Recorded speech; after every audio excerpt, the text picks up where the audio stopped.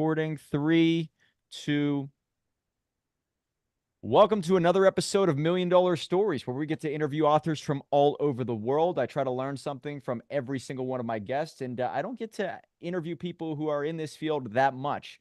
We love learning about cities, communities, districts, states that are very pro-business and how to grow the economy. And the book that we're talking about today is called The Texas Triangle, an Emerging Power in the Global Economy. And so we have the author here today, Cullum Clark. Thanks so much for being here, sir. Mike, great to be with you. Thanks for having me. Well, let's start off with this, with the genesis of this book. What made you and a couple other guys get together and say, let's write a book about how the triangle of Texas is sort of the model to follow, or what you guys are doing? So what started this? Absolutely. First thing to note is I am one of 4 co-authors. We had a great collaboration with Henry Cisneros, Bill Fulton, and David Hendricks. Henry is actually known for having been a 2-term mayor of San Antonio and United States Secretary of Housing and Urban Development. And we had a really simple idea. We're all Texans, and we observed that Texas has been changing into something very different than people oftentimes think of it as. I think there is still this kind of old-fashioned idea around the country, but even to some degree among Texans themselves, that we're primarily about ranches and oil wells and so on. And Yeah. those things have played a large role in our history. There's no question. But we wanted to tell the story of how Texas has turned into something very different, that Texas has become a big metropolitan state. What do I mean by that? The federal government classifies places as metropolitan areas or rural small town areas. There's a couple other categories. But if you look at the per share of the population who live in metropolitan areas, it's actually higher in Texas than in the average state, higher than in most states. And moreover, most of the people in the state, 2/3 of all the people, live in just 4 metropolitan areas that are among the biggest in the United States: Dallas, Fort Worth, Houston, Austin, and San Antonio. And our view was, first of all, we wanted to kind of hold up a mirror for Texans to maybe to sort of look at themselves and their state in a new way. And among other things, hopefully that would inspire them to think about kind of what we need to get right in the future to ensure our continued prosperity in Texas. I hope also to convey a story nationwide that Texas, we sometimes get kind of a bum rap, reputation-wise out there in media around the country. And we wanted to convey that Texas, at least that the very large part of it that is within the Texas Triangle, is turning into something different. So our idea of the Texas Triangle, very shortly, Mike, the Texas Triangle is the mega region, as we call it, formed by the 4 big metropolitan areas of our state. It constitutes 2/3 of the population of Texas and virtually all the growth. Got it. And so whenever I was there, I was just surprised about how, number one, Dallas-Fort Worth, the airport is just massive, right? It's just such a hub. I think it's the biggest airport in the United States. And then whenever I was going to events, I had multiple events all in Dallas, in the Houston area, and then Dallas, Austin, and Houston. I think that's your triangle. Is that what you're talking about, right? And San Antonio as well. San Antonio. The southwest corner of the triangle. Got it. Yes. Okay. So I found it fascinating, and I think I do share that sentiment. Whenever you first think of Texas, you think of ranches and oil fields, and it wasn't like that at all. So when you wrote this book, I believe it was 2021, you were probably starting to experience the influx from people leaving California and going east, most likely Texas or Nashville. I think a lot of people from Texas or Austin go to Nashville eventually. So That is true. I'm assuming it's changed quite a bit, but it's because of the policies that are in place. So what have you guys done there that really kind of drew in business and operations from all over? Well, first of all, you're absolutely right, Mike, about the movement of people. And it's that people have been net moving into Texas from elsewhere in the United States for a long, long time.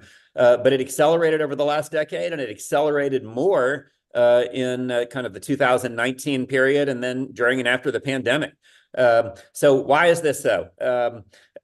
What we really argue in the book is that within the Texas Triangle area, and I should note, essentially virtually everyone moving into the state from elsewhere in the United States is moving into the Texas Triangle, one of those 4 metropolitan areas. So what draws them? I think what we really want to convey in the book is there's no one simple story, like there's one single thing we got right. It is that on average, these places got a lot of things reasonably right. and they didn't get anything so wrong as to mess it up. So some of the things we got right. The Texas Triangle, for going way back in history, of course, has generally had a pro-business, pro-commerce approach in economic policy. It's go as far back as anyone can remember. I think there's always been the idea, every governor has always wanted to promote the idea that Texas would be a really good place to do business, to build a business.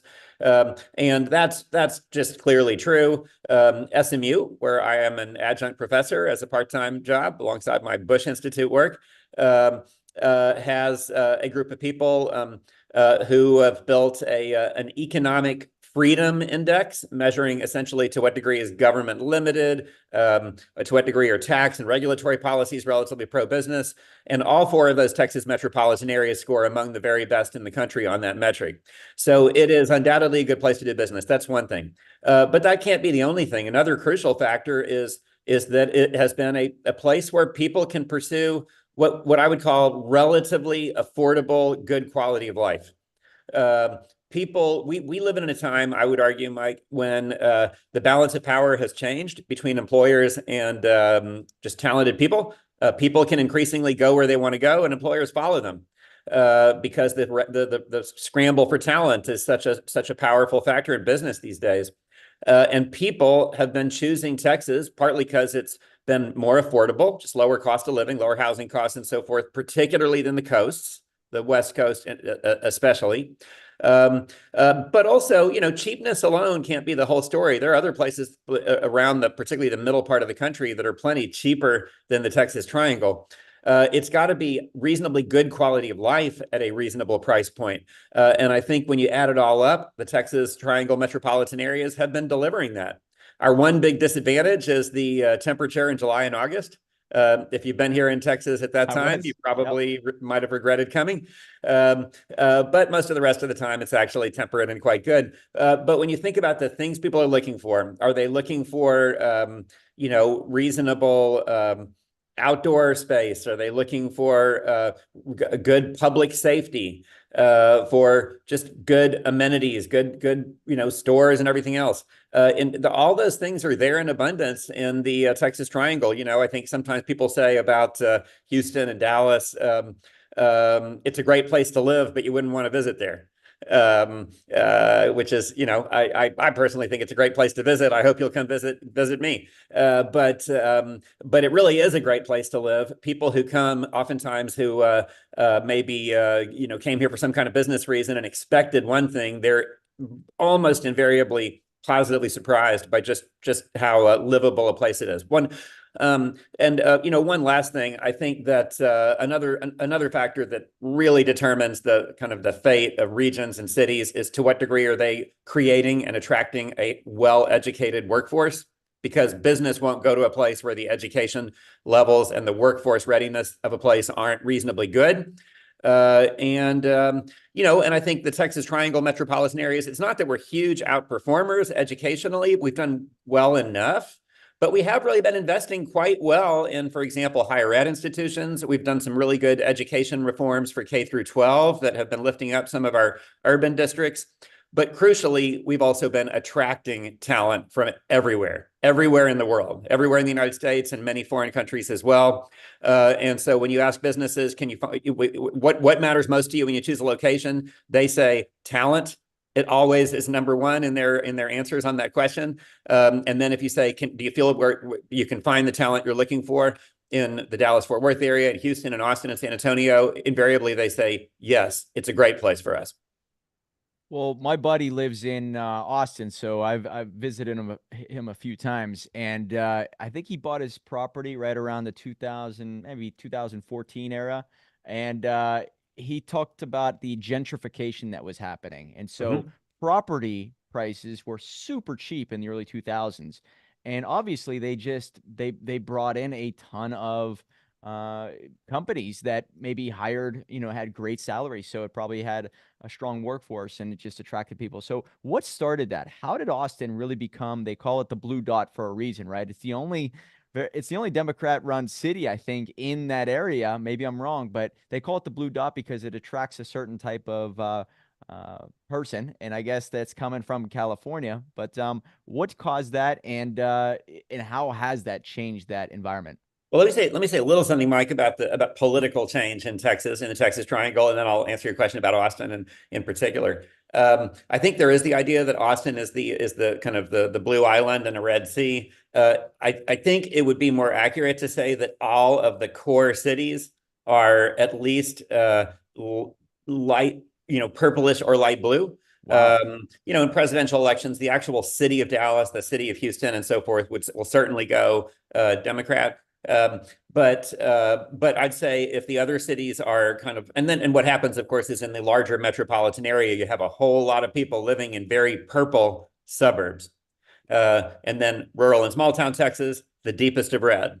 That's our political complexion here. What's notable about Austin is if the city of Dallas and the city of Houston are kind of light blue, Austin is deep, dark, powerful blue, very, very blue, almost California blue. So why are people choosing Austin? I think even amongst the Texas Triangle cities, Austin has a kind of a unique package of offerings that didn't quite match any place else in this part of the country. Essentially, if you were going to be dealt a hand in the 21st century as a city, you would want Austin's hand. Number one, the center of the headquarters of a major flagship state university makes a giant difference. Yeah. Every city that hosts one of those is doing well in the 21st century because they play such a large role in the economy. Number two, a state capital. State capitals, unless they're little, very tiny cities, which in a few states they are, generally speaking, have done well because, government activity, it's recession proof, it's always there, it's tended to grow. Number three, it has a cool factor that just very few places can match. Young people like places with a cool music scene, with a Nashville. It reminds me of Nashville. Nashville, for sure. I would argue like the places in the United States, and at least the away from the traditional coastal places that score highest for cool factor, for sure, Austin and Nashville. I might throw in parts of the Raleigh-Durham Research Triangle area because there's a collection of universities, and maybe there isn't one city there that has quite what Austin has, but the region has a lot.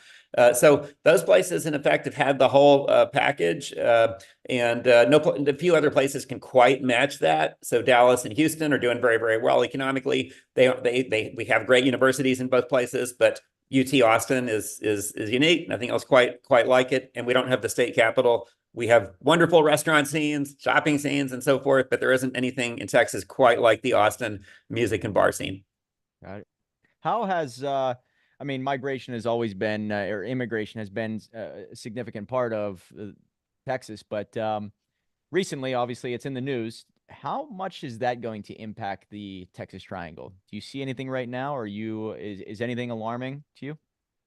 Yeah, well, there's so many things we could speculate about. I think well, first of all, I'm plenty bullish, Mike. So if I say I'm alarmed, let's say I am watching some trends as opposed to highly alarmed by any of them. But if there's probably one trend that is top of mind as a long-term worry, it's around housing prices, housing affordability. So if we go back to the 1980s, 90s, the Texas cities were dramatically cheap places compared to other big cities in the United States. That has changed. We have had very, very fast increases in housing prices. Housing prices, I'm an economist. Housing prices are always going to be essentially formed by supply and demand.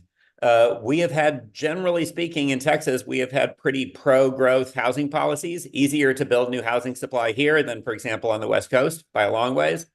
So the policies have been pretty friendly to growth, but the actual growth in demand has been so huge that supply sometimes hasn't kept up, and we've seen really big increases in prices.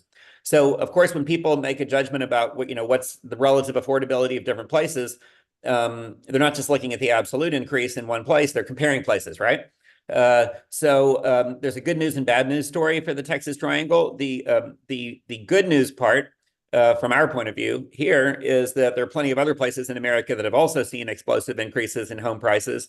And the gap between, say, the Texas Triangle metropolitan areas and the major metropolitan areas of the West Coast is as big as it has ever been because there were also huge increases in prices in the Bay Area and in Southern California and so forth, also over the same, over the last decade. Very recently, prices have come back some in some of the California cities and also in Austin, but on the whole, you can say that gap remains very, very wide. So if someone's making a judgment on housing prices about where to live, the case for moving from California to Texas is pretty much as strong as it's ever been. On the other hand, there's a bad news part of the story. The bad news part of the story is that it used to be Texas cities were cheaper places to live than many other big cities in the middle part of the country. Like, for example, Dallas would have been much cheaper to live in than Chicago. That has completely changed. Now Dallas is a more expensive place to live than Chicago. Austin, more expensive still. So actually now, if you think of all of the metropolitan areas in the middle part of the country, the only places that are more expensive than Austin and Dallas happen to be really, actually the only one is Denver, which has also been a pretty popular place for people to move to. So we have lost a pretty significant edge there. And, and I think the future of the Texas Triangle will have a whole lot to do with, can we regain that edge? Can we figure out how to build the housing supply that we will need if we're going to maintain that, that advantage and continue to grow? So that's a top of mind issue. We do raise a couple other issues in the tail end of the book, but that one figures prominently. Specifically, speaking about pro-business areas, I mean, I automatically think of Florida and I think of Texas right out of the gate. And when I think of that, I mean, it's easy to correlate that with low taxes. Yep. And a judicial system or a legal system that protects the entrepreneur and is pro-business, pro-landlord, if you will. Those are the two that stand out. What else does Texas do, or the Triangle do, that really brings people in or brings businesses in and makes it a pro-business area? Well, okay, I agree with you that being competitive in taxes is important. There's loads of evidence that people and businesses have been making location decisions for many years and continue to do so recently based on differences in taxes.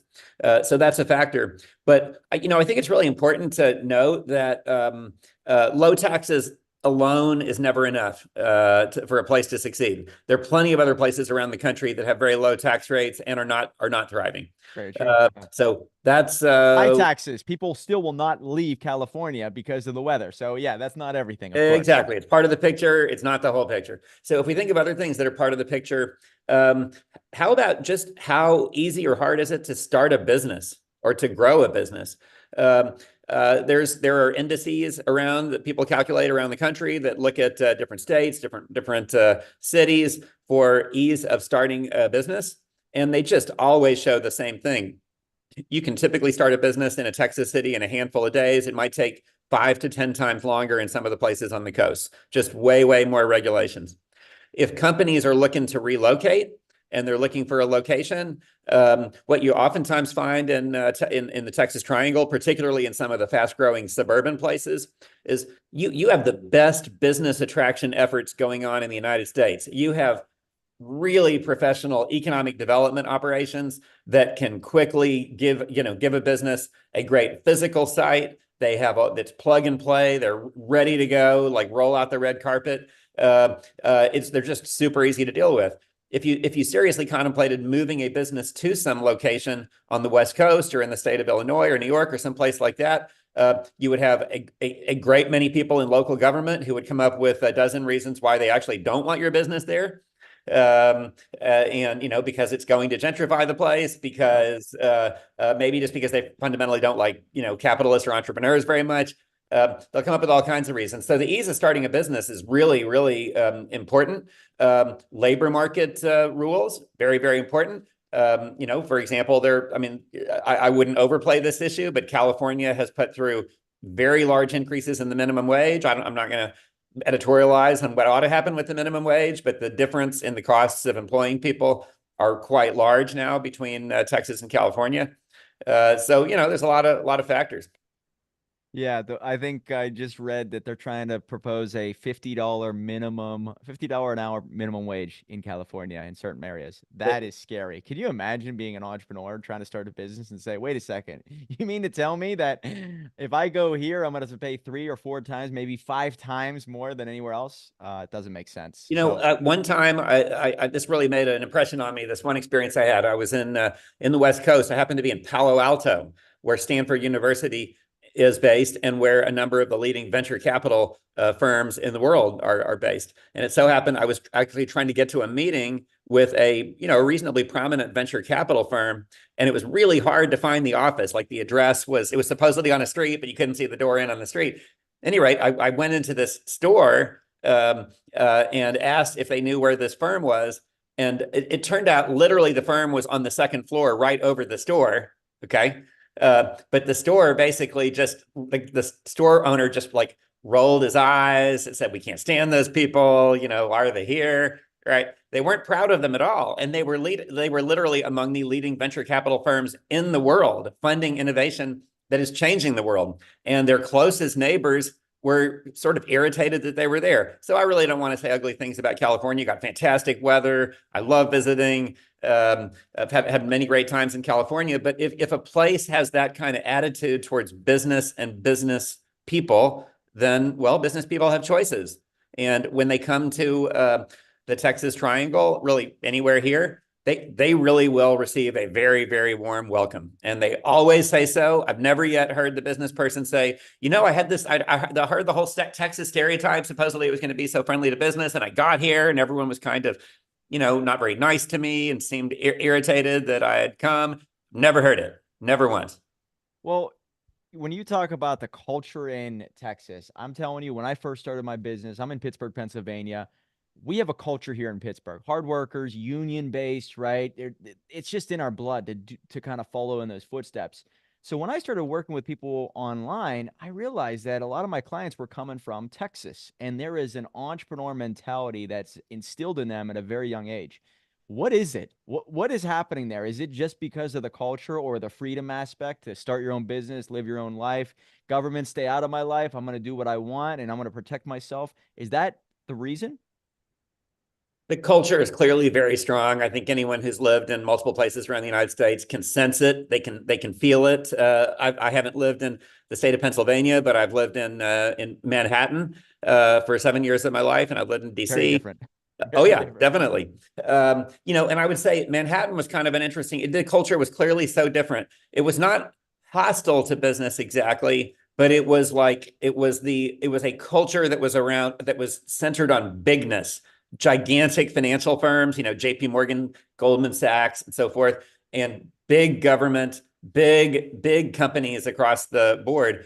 It felt like a place where there wasn't a lot of space left for the small entrepreneur who was just scrappy and wanted to start something. I wouldn't say that was especially celebrated. It was very celebrated to be like a senior investment banker at a major firm. Here, we like the senior investment bankers and the CEOs and so of major corporations. That's great. But I think for whatever reason in Texas, it goes very, very deep in our roots. Like what you described as that kind of that manufacturing ethos, making things actually, with your hands, as it were, in Pennsylvania. Here, there's just this idea of limited government, the swashbuckling entrepreneur who goes out and makes something from nothing, lifts themselves up. It's just in the air and the water here somehow. But anyone who spends time here will say that's true. So give us a quick little recap of your life. What got you into this? What made you fall in love with this sector or this category of entrepreneurship? Gosh, that's a great question. I spent many years in the business world before I came to what is now a second chapter for me, being an economist at a think tank. I lead the economic policy work of the George W. Bush Institute here in Dallas, and also teach a class at SMU. But I guess I was always interested from an early age in, well, broadly speaking, just why things are the way they are in the economy and the world. But among other things, I was always very interested in the economics of geography, in the question of why are various things happening here and not there? Why do some places thrive, some places don't? Why do people move all around? I just always found that very, very interesting. I actually spent a lot of time thinking about it as a business person, as an investor. But now that I'm an economist, I can think about it in economic policy terms. And so it just really made sense to being here in a Texan, born and raised, to think about this question about, well, there's no question that Texas, particularly the Texas Triangle, is on a roll. It's had a very good several decades, particularly the last decade, and just to try to dig a little deeper into why that is. So I've had a chance to write about that in a lot of ways, and among other things, the opportunity to collaborate with my three co-authors on the book. They all come from different parts of our state. They've all done very different kinds of work, but we were all fascinated by that same question: what is it that makes this place tick? And and I think that I think we get to that pretty well in the book. I mean, I think we rightly have a fair bit of history in the book, that this didn't just come to be overnight, that it may well be that we went from being a more rural state to a very metropolitan state, in some cases breathtakingly fast. But the fundamental bones of the place have been the way they are for a very long time, and we wanted to understand that. It's just such an interesting story. As an economist, are you a Milton Friedman fan? Do you share I am his a Milton sentiments? Friedman fan. I'm Yes. absolutely a Milton Friedman. I was just teaching Awesome. him in my class to undergraduates yesterday. I love it. And so I guess you believe in what he believes, which I believe is that inflation can only be caused by one source, and that's printing of money. So is that what you believe? Yes, absolutely. Now, I think if you want to talk about the inflation we've experienced, yes, absolutely. But in this particular instance we've had, it really is the Congress deciding to spend many, many trillions of dollars over what was an old baseline, far more than could make any sense based on the COVID pandemic, no matter how challenging it was. And yes, we printed the money to pay for it, and predictably that led to inflation. Yeah. So I believe, and quote me if I'm wrong, but 80% of our money supply was printed in the past 4 years. Is that right? It's that much.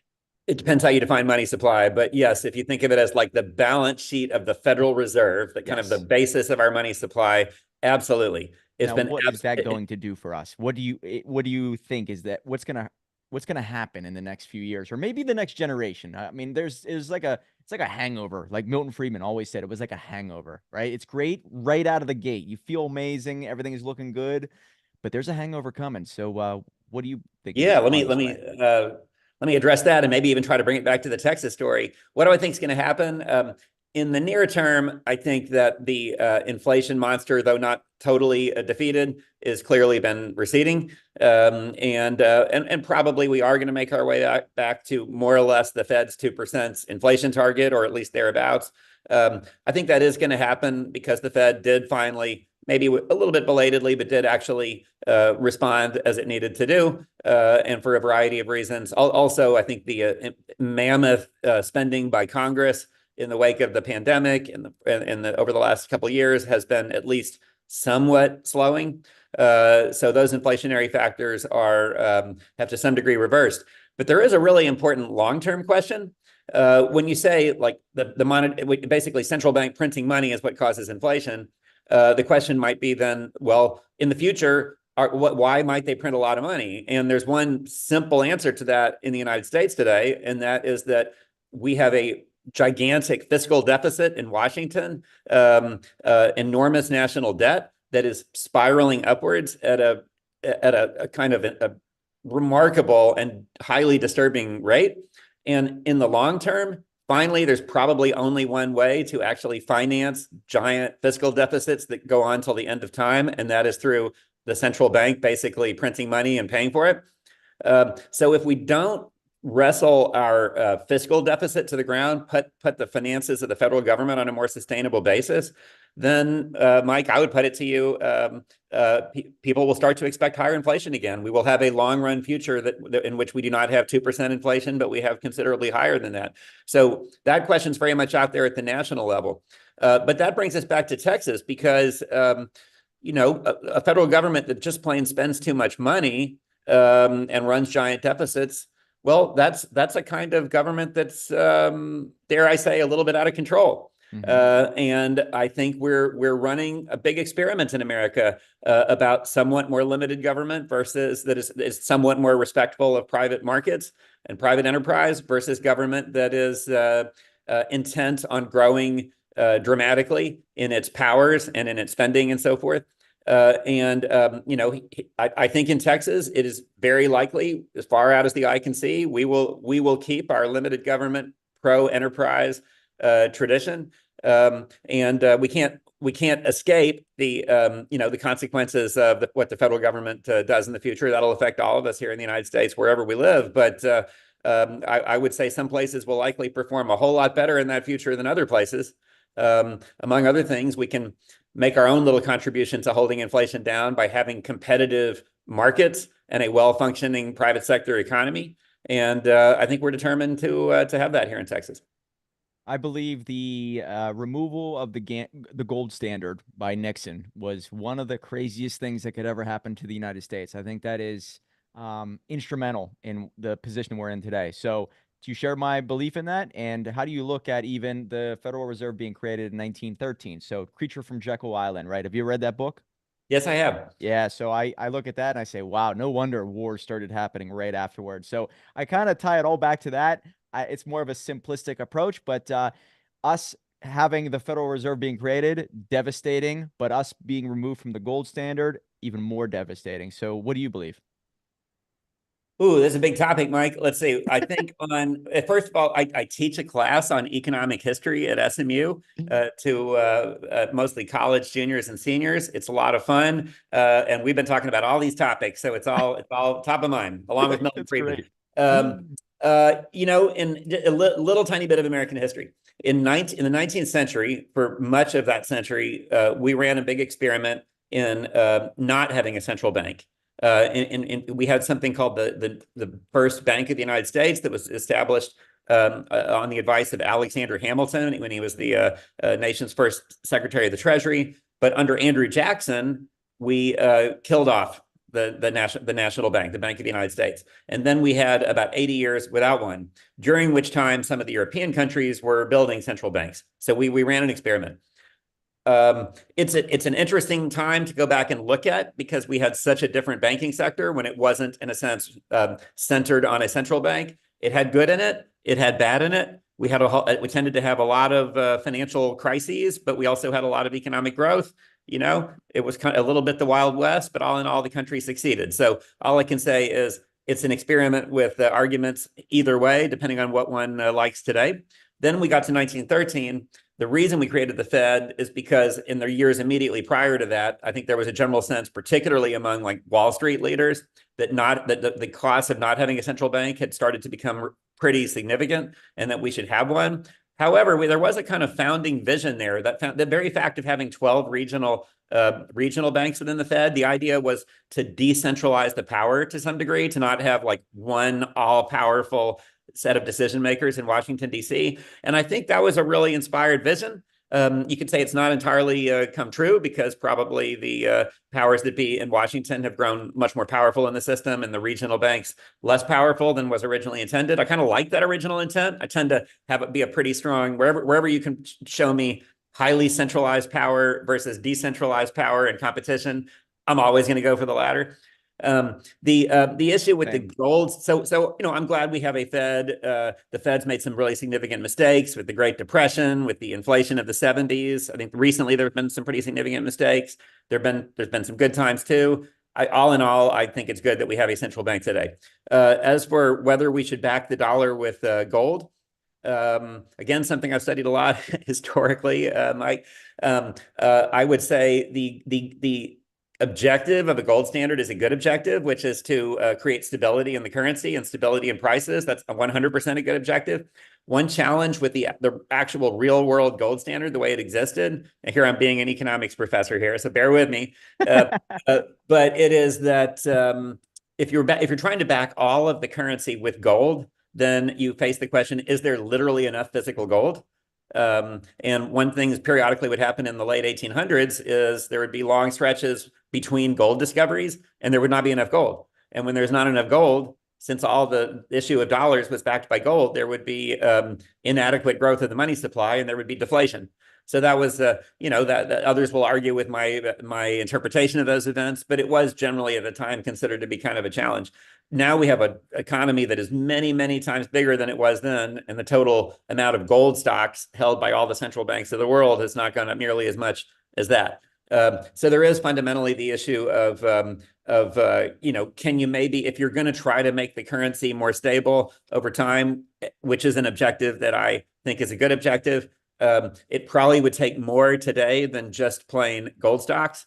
You'd have to have some additional mechanisms. I think there are a lot of ideas out there. I mean, this is getting away from gold standard, but like, for example, the idea of what we call the Taylor rule, the idea that monetary policymakers should have a clearly articulated rule, like this is how we perform, this is what we do in response to this or that set of circumstances, rather than just we're going to get together and we'll do whatever we're going to do. We're going to be kind of unpredictable. I think that is a kind of a modern day version of trying to achieve the same goals. So last question I have for you then. With the printing of money over and over and over, you're starting to see people fight back with the crypto. And you also see other countries starting to get together and create their own currency that's backed, what BRICS it's called. So Yep. what do you think is coming down the pike? Do you believe that crypto is going to eventually become more sought after and maybe more trusted than the dollar? Maybe not now, maybe 2 or 3 generations from now, but it's the start of something. So, and then are you afraid of the BRICS that's being formed? Because I think that you're starting to see it come to life, and it's only a matter of time. What are your thoughts? I think that, like most economists have thought about it a lot, I think that the United States benefits in many ways from the international reserve currency status of the US dollar. So by which I mean that the dollar is the main currency that central banks and governments around the world hold in terms of the mix of their foreign exchange holdings. And there's a simple reason for that. The dollar is the most effective vehicle around. It's by far the dominant currency in which international trade is invoiced. It has the deepest, we here in the United States have the deepest, most liquid capital markets. So it's just a better place to buy and sell, assets. So there's a lot of reasons why the dollar's dominance has continued. I think when you think of the long term, I think you're absolutely right to point to 2 or 3 generations, Mike, as opposed to what's going to happen, next month or next year. Over the long haul, I guess I'd make a couple points about the dollar and alternatives that might be out there. One is that I think all history teaches that the country that issues the dominant international reserve currency of its time is generally the kind of the preeminent economic and geopolitical great power. So essentially, as the United States goes, so goes the dollar. If we do a reasonably good job in our country of managing our affairs and addressing our problems and continuing to sustain a reasonable pace of economic growth, and we outperform other countries, then as long as that goes on, probably the dollar continues to be the main currency for international trade and international reserves. If we blow it, then so will go the dollar status. I think in particular, the explosively rising national debt will raise questions in the future that we've already been talking about today, you and me. If an explosively rising national debt means that we will print dollars with abandon, then people around the world will rightly come to doubt the extent to which the dollar is a good store of value, and they will turn to alternatives.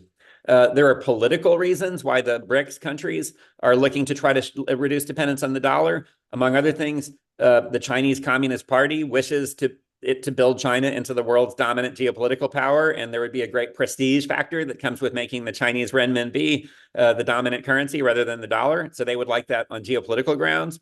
Also, the United States has been imposing a sanctions regime on the Russians. Among other things, we've frozen several $100 billion in Russian dollar holdings. And so they, not surprisingly, don't want the US government to be able to get its hands on their money. So that naturally kind of motivates them. So there are political reasons in the near term. Longer term about crypto, my simple take is so far, the first generation of crypto, I think it's been an interesting experiment around blockchain and so forth. I don't think that it's firmly established itself along any of the sort of the traditional definitions of money. as a store of value. It's been very, very volatile. Obviously, it's certainly not a unit of account or medium of exchange, and very much actual, commerce today. So far, too early to declare victory for any part of crypto. In the very long term, my own sense is that we will build on the technology. One thing they always say is that the early pioneers oftentimes wind up kind of in the dirt, and it's the followers, the ones who are the smart followers who improve on the first model.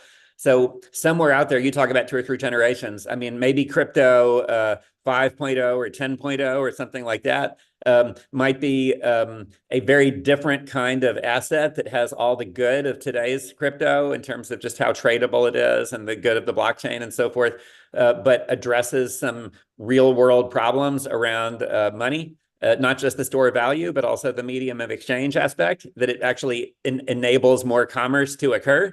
And when we crack some of those challenges, and those version 5.0 crypto tokens become just fundamentally more useful, like the use case grows really, really strong, then the challenge to the dollar and other traditional currencies will probably become stronger. So it's going to be fun to watch.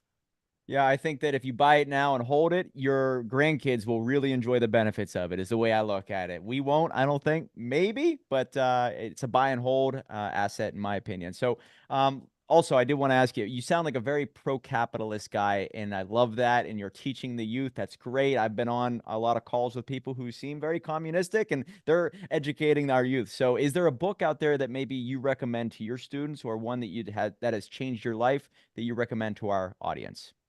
Let's see. Well, first of all, just as a kind of a basic understanding of economics, anything written by Milton Friedman. Yeah. All right. Good. I like that. I've read numerous, and they've all been, in a sense, life-changing. Ayn Rand. I'm sure you're an Ayn Rand fan, right? Yes, there's also a book that it's not so much about free markets versus the state, but it's just really interesting. The economist Robert Gordon from Northwestern University has written a book called The Rise and Fall of American Growth. So it is really all about economic growth and the power of growth to change people's lives for the better. It's a story of long-term progress, but it's also a story with some near-term warning signals, because he argues that we've done a number of things that have caused economic growth to slow more than it really needed to in our generation, and there's a need to address a number of things around that. So that's a really interesting long-term take on kind of the history of our country over the long haul and its future. So that's quite a good one as well. But I read a great many economics books. So, oh my gosh, don't get me started, Mike. Well, guys, you can check him out. You can go to bushcenter.org. You can find him on there. It's J.H. Cullum Clark. Is there another website or social media channel people can find you on easily? I would say the best place to find me is the website of the George W. Bush Institute. And I hope people will check out some of the reports I and my colleagues have been writing about how to build economic opportunity and prosperity in our country and around the world. It's the major focus of our work here. We work on it all the time. And I hope people will check out the Texas Triangle too, because what's happening in our state actually is pretty exciting. I think there's lessons for every place. And I think that the Texas Triangle is going to loom large in the U.S. economy for many decades to come. So I hope people will check out that as well. Yeah, if you guys Google him, he's very easy to find. So check him out. Pick up the book, The Texas Triangle, and Cullum Clark. I really appreciate your time, man. I love talking to pro-capitalist economists, and you obviously are well-read. So thanks so much for sharing your wisdom with us today. Thanks so much, Mike. It's really good to visit with you today. Thanks for having me. Remember, guys, $1 million book will lead to $1 million